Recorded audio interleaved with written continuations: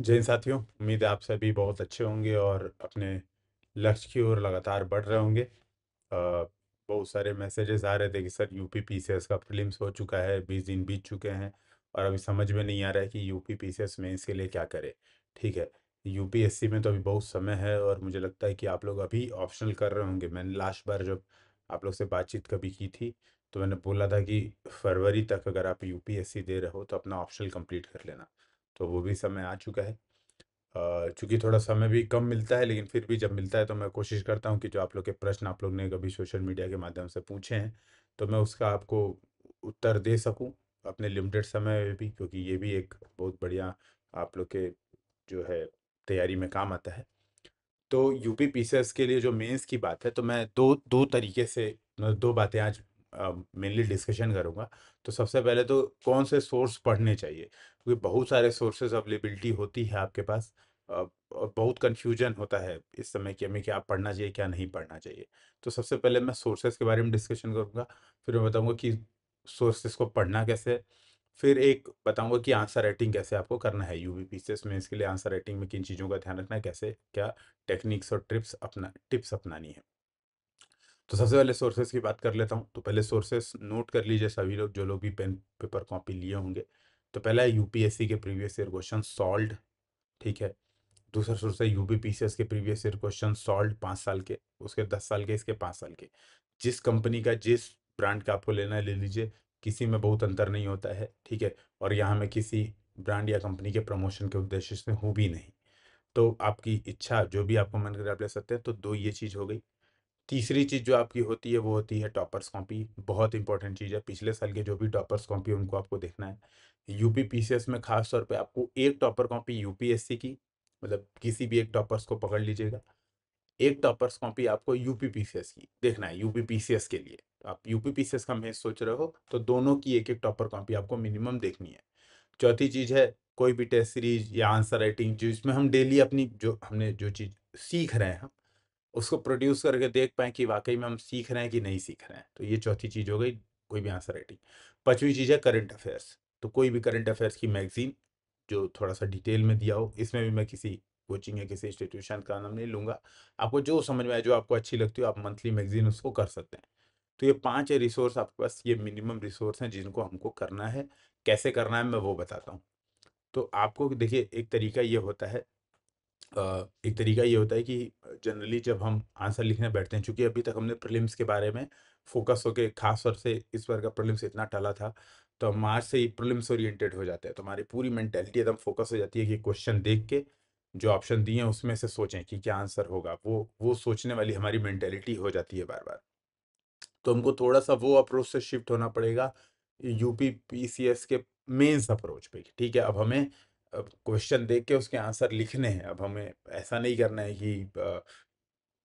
कि क्वेश्चन देख के आंसर रिकॉल नहीं करना है, हमें लिखना है प्रॉपर, सही शब्दों में लिखना है, टू द पॉइंट लिखना है, बढ़िया से मैप और डायग्राम के साथ लिखना है। तो अब हम क्या करें, तो हमारी अप्रोच में एक आप देखोगे पूरा ह्यूज शिफ्ट आपको देखने को मिलेगा। अभी अगर हम बात करते हैं प्री और मेंस की, तो हमें करना ये है कि अभी आपके दिमाग में ये भी फीलिंग आती है कि यार मेरा मेंस तो पूरा रह गया है, बहुत समय से मेंस का कुछ किया नहीं, तो हमें कुछ नहीं आता है। अभी आपके दिमाग में सबसे पहले यही फीलिंग चलेगी कि हमें तो अभी कुछ नहीं आता, मेंस का जीरो तैयारी। कायदे से आपने प्रीलिम्स का जब सिलेबस पढ़ा हुआ है, प्रीलिम्स का कंटेंट आपने पढ़ा हुआ है, history geography polity science current affairs ये सब आपने पढ़ा हुआ है, प्रीलिम्स में आपका स्कोर भी ठीक आ रहा है, तो आपके मेंस के कंटेंट की तैयारी पूरी है। अगर आप थोड़ा सा बैठ के सोचेंगे ना तो आपको ये पता चलेगा हाँ यार कंटेंट तो मेरा पूरा तैयार है। मेनली आपका क्या नहीं तैयार है, आपका अप्रोच नहीं तैयार है। तो अप्रोच कैसे करेंगे, तो देखिए यूपीएससी के, इसीलिए मैंने कहा था सॉल्व्ड प्रीवियस ईयर क्वेश्चन जो आपके पास होंगे वो आपको as a reading material use करना है। तो सपोज हम एक सब्जेक्ट उठा लेते हैं जियोग्राफी, हम जियोग्राफी एक सब्जेक्ट को उठा लेते हैं। तो जियोग्राफी मान लो हर साल यूपीएससी 9 से 10 क्वेश्चन पूछता है, सपोज कभी 8 से 10 तक पूछता है, वेरी वेरी करता है यूपीएससी। तो मान लीजिए 9 क्वेश्चन पूछ रहा है, मैंने ऑन एन एवरेज 9 क्वेश्चन मान लिया। अब एक चीज ध्यान रखिए, 9 क्वेश्चन ज्योग्राफी के, पिछले 10 साल के यूपीएससी कितने हो गए, 90 हो गए। यानी 90 टॉपिक्स यूपीएससी ने पूछ रखे हैं, जैसे महासागरीय धाराएं, ठीक है, कोई स्थलाकृति के बारे में पूछ रखा है, कोई गहन महासागरीय धाराओं के बारे में पूछ रखा है, ठीक है, कभी आईआरएनएसएस के बारे में पूछ रखा है। तो अलग अलग तरीके से यूपीएससी ने चक्रवातों के बारे में बहुत सारे क्वेश्चन अलग अलग तरीके से पूछ रखे हैं, यानी टॉपिक्स पूछ रखे हैं। तो उसका जो सॉल्व्ड कंटेंट होगा, जो उसका सॉल्व्ड मॉडल आंसर होगा, वो हमारे लिए एक कंटेंट के रूप में काम करेगा हर टॉपिक है। तो आपने 90 उन क्वेश्चंस को केवल रीड करना है विद मॉडल आंसर। क्वेश्चन पढ़ना है, रीडिंग करना है, क्वेश्चन पढ़ना है, रीडिंग करना है। जब ये 90 कर लोगे तो आपको ये फील आएंगी कि हाँ यार हमें चीजें आती हैं। उस पढ़ने के दौरान आपको ये भी पता चलेगा कि हाँ यार क्वेश्चन हमें मतलब ठीक ठाक आइडिया हो जाता है, हमें क्वेश्चन में ठीक ठाक चीजें पता चल जाती हैं, तो आपको ये चीजें पता चलने लगेंगी। तो आपको वो material as a content reading material आपको यूज करना है, उसका और कुछ उसका यूज नहीं करना है। यूपीएससी के पीवाईक्यू को बस इतना करना है, आपके सारे टॉपिक कंप्लीट हो जाएंगे इसी तरह से हर सब्जेक्ट के। ठीक है, आपको पता भी चल जाएगा कि हाँ यार इस सब्जेक्ट में ये चीज़ बहुत इंपॉर्टेंट है और ये चीज़ हम कर रहे हैं, तो आपको वो भी पता चल जाएगा। तो प्रीवियस ईयर क्वेश्चन यूपीएससी के केवल केवल आपको रीड करना है, ये बात आपको ध्यान रखना है। अब आते हैं हम थोड़ा सा लिखने वाले पार्ट पे। उससे पहले एक बात और समझ लीजिए, पर क्वेश्चन रीडिंग करने का मैक्सिमम टाइम 10 मिनट होना चाहिए।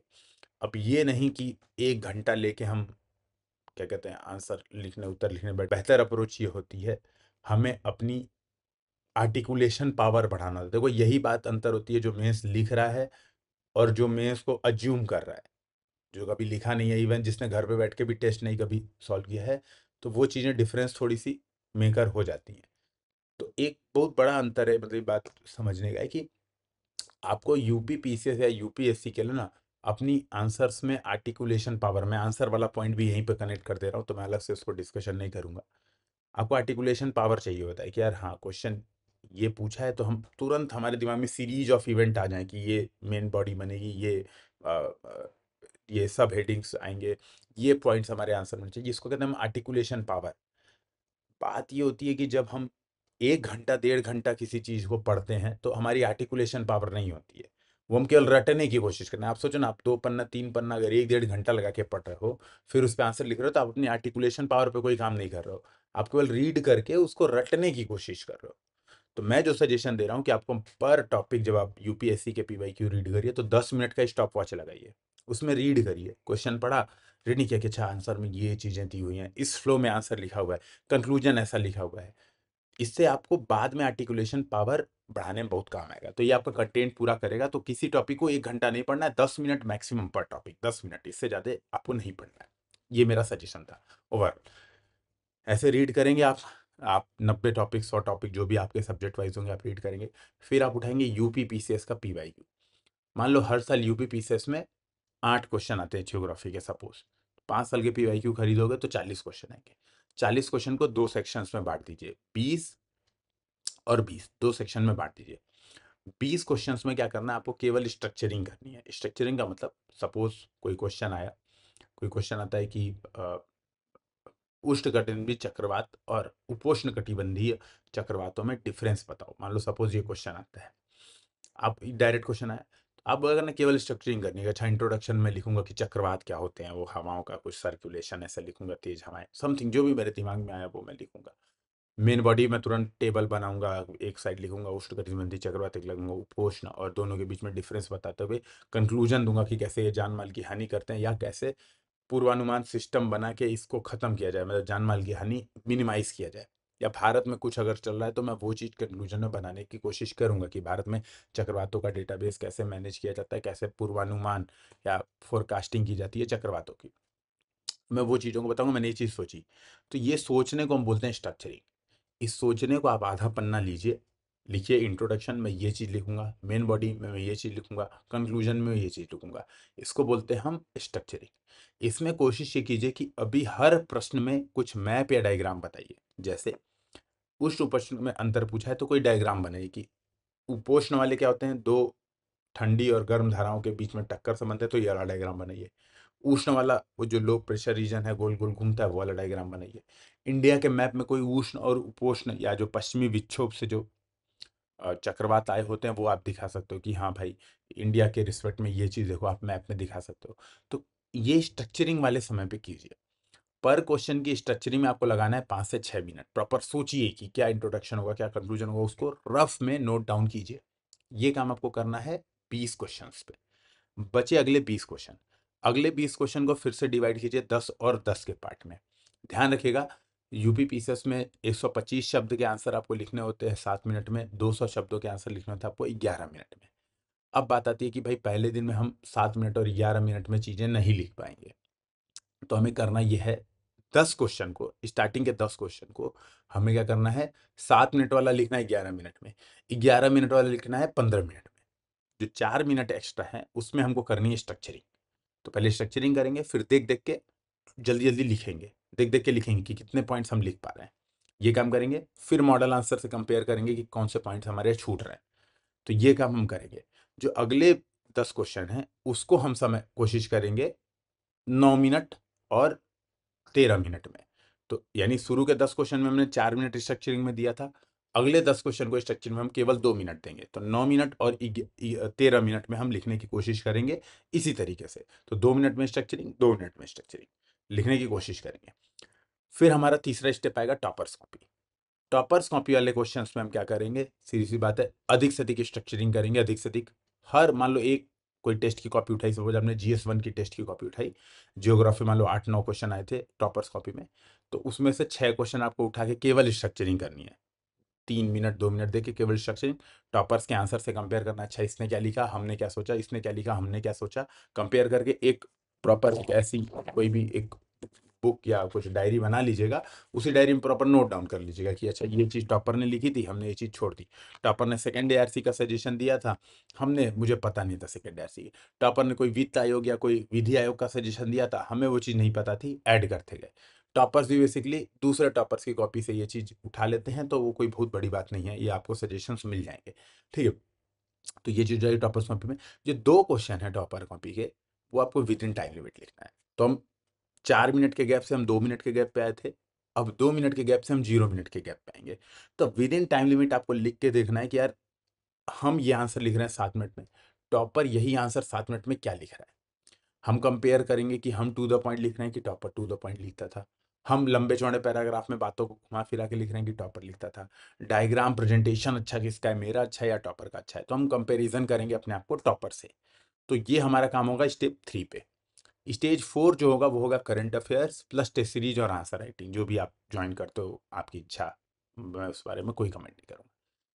तो करंट अफेयर्स का कंटेंट रीड करके, ठीक है, बढ़िया मटेरियल रीड करके आपको क्या करना है, आपको टेस्ट सीरीज में फैक्ट और डेटा ऐड करने हैं। बस यही काम आपको करना है, यही प्रोसेस यूज करिए। सबसे बड़ी बात मैं सजेशन दूंगा कि एक बार इस प्रोसेस में जाइए, जो मैंने तरीका बताया उसको करके देखिए। लगे कि नहीं हो पा रहा है तो पूछिए कि सर ये चीज़ नहीं हो पा रहा है, तो मैं फिर से कोशिश करूंगा कि अगर मुझे समय मिलता है तो मैं फिर से इन चीज़ों पे आपके साथ डिस्कशन करूंगा। लेकिन एक बार स्टार्ट कीजिए, एक बार स्टार्ट करना बहुत ज़रूरी होता है, आप वेट नहीं कर सकते। आप वेट कर रहे हो, कोई ना कोई ज़रूर आंसर लिख रहा है, तो इस चीज़ से बचने की कोशिश कीजिए। उम्मीद है आप सभी बात समझेंगे। और एक बार वापस जाते जाते एक चीज़ बता के जाता हूँ कि 1 घंटे में एक टॉपिक मत पढ़ो भाई, है ना। टॉपिक पढ़ने में 1-1.5 घंटा लग रहा है, मतलब है कि फिर आप समय अपना बर्बाद कर रहे हो केवल। आप आप लोक लेखा समिति पढ़ोगे, फिर आप पब्लिक एस्टीमेट कमेटी पढ़ोगे, फिर आप 2-4 कमेटी पढ़ोगे, उसमें सब चाहे आप 1 घंटे में पढ़ो चाहे आप 10 मिनट में पढ़ो, भूलना तो आपको है ही। भूलने रिकॉल करने की आदत डाल लो।